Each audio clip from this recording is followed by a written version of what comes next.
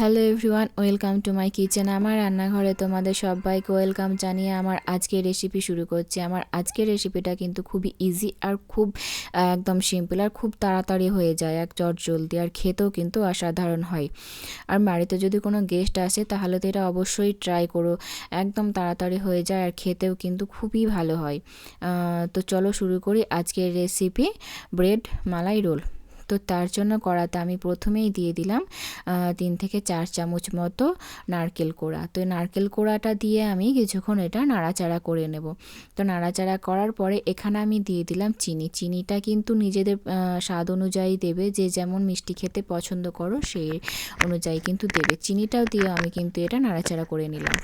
এরপর আমি এখানে দিয়ে দিলাম 2 চামচ মতো মাওয়া। এটা আমার ঘরের তৈরি। তো এখানে আমি মাওয়াটা দিয়েও এটাকে আমি ভালো করে মিশিয়ে নেব।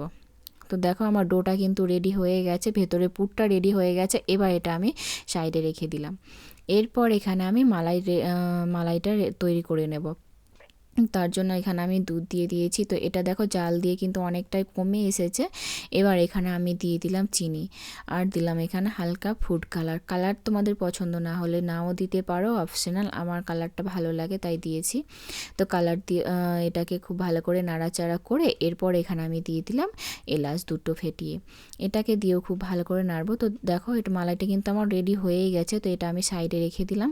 এরপর আমি এখানে ব্রেডটা রেডি করে নেব। তো তার জন্য যে এখানে নিয়েছি আমি ব্রেড, আর ব্রেডের যে সাইডের অংশটা সেটা কিন্তু আমি কেটে বাদ দিয়ে দিব। তো এইভাবে সবগুলো কিন্তু আমি একে একে কেটে নেব ব্রেডের। তো এভাবে কিন্তু সবগুলো কাটা হয়ে গেছে। এবার আমি এটা কিন্তু বেলনার সাহায্যে চাপ দিয়ে কিন্তু এটাকে খুব ভালো করে বেলে নেব। যতটা পারা যায় পাতলা করা যায় ততটা কিন্তু সেই পাতলা করে নেব। তো দেখো আমার এটাকে এইগুলো কিন্তু সব বেলা হয়ে গেছে। তো এই সাইডের যে অংশটা আছে এটা চাইলে সাইড থেকে কেটে বাদ দিতে পারো, কারণ এটা কেটে দিলে কিন্তু দেখতে ভালো লাগে জিনিসটা। তো সেই কারণে কিন্তু আমি সাইডের যেই বাকি অংশটি আমি কিন্তু কেটে বাদ দিয়ে দিচ্ছি। তো এইভাবে সবগুলো কিন্তু আমি এখানে রেডি করে নিয়েছি। এরপর আমি এখানে সবগুলো রোল বানিয়ে নেব। তো চলো শুরু করি।